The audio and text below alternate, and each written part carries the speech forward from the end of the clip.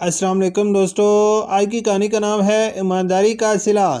Rail گاڑی اپنی منزل کی جانب تیزی سے رواں دواں تھی۔ سخت سردی کی وجہ سے مسافروں نے تمام کھڑکیاں اور دروازے بند کر رکھے تھے۔ رات گہری اور سردی حد سے زیادہ بڑھ گئی تھی۔ عرفان اس سرد رات میں اپنے خیالات میں الجھا ہوا منزل مقصود کی جانب گامزن تھا۔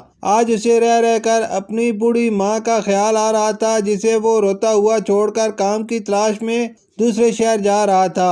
عرفان ایک شریف خاندان کا چشم و چراغ تھا۔ اس کا باپ ایک فیکٹری میں ملازم تھا۔ زندگی ہنسی خوشی بسر ہو رہی تھی، لیکن خدا کو کچھ اور ہی منظور تھا۔ ایک دن عرفان اسکول سے واپس گھر آیا تو گھر پر ایک بری خبر اس کی منتظر تھی۔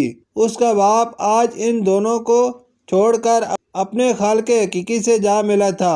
عرفان کی ماں کا رو رو کر برا حال تھا۔ خود عرفان کی حالت بھی ماں سے مختلف نہ تھی۔ عرفان کو اپنے باپ کی موت کا بے حد دکھ تھا، لیکن صبر کے سوا اس کے پاس کوئی چارہ نہ تھا۔ باپ کی موت کے بعد عرفان کے گھر کے حالات بھی خراب ہو گئے تھے، کیونکہ جب کوئی کمانے والا ہی نہ ہو تو گھر کا خرچ کیسے چلے گا۔ عرفان ایک باضمیر نوجوان تھا۔ اس سے یہ برداشت نہ ہو سکا کہ اس کے ہوتے ہوئے بات فاقوں تک پہنچے۔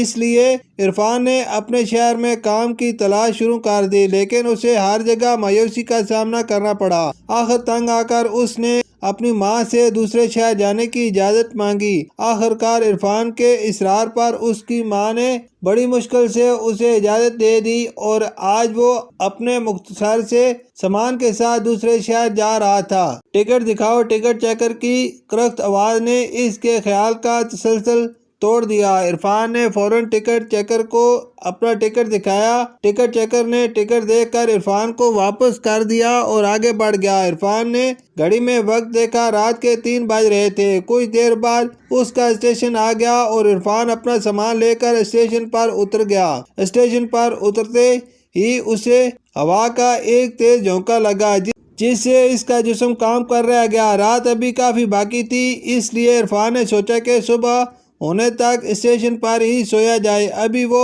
سونے کے لیے مناسب جگہ تلاش کر ہی رہا تھا کہ اچانک اس کی نظر ایک پرس پر پڑی۔ عرفان نے فوراً وہ پرس اٹھا لیا اور اسے کھول کر دیکھا۔ اس کے اندر بہت سے روپے تھے۔ عرفان نے جب تمام پیسے پرس سے نکالے تو پرس کے اندر سے ایک شناختی کارڈ بھی ملا۔ عرفان نے شناختی کارڈ پر ایڈریس دیکھا تو وہ قریبی شہر کا تھا۔ عرفان نے اپنے دل میں پکا ارادہ کر لیا کہ وہ یہ پیسے اس کے مالک تک پہنچائے گا۔ کچھ دیر بعد اس شہر کو جانے والی گاڑی آ گئی۔ عرفان اس گاڑی پر سوار ہو گیا۔ بہت جلد اس شہر کا اسٹیشن آ گیا۔ عرفان گاڑی سے اترا اور مکان تلاش کرنے لگا۔ سورج اپنی کرنوں سے روشنی پھیلانے میں مصروف تھا۔ کچھ دیر بعد عرفان ایک مکان کے سامنے کھڑا تھا۔ مکان ایک بہترین طرز پر تعمیر کیا گیا تھا۔ عرفان نے کال بیل بجائی۔ کچھ دیر بعد ایک خوش پوش نوجوان باہر نکلا۔ عرفان نے آگے بڑھ کر اس سے ہاتھ ملایا اور جیب سے شناختی کارڈ نکال کر دیکھا۔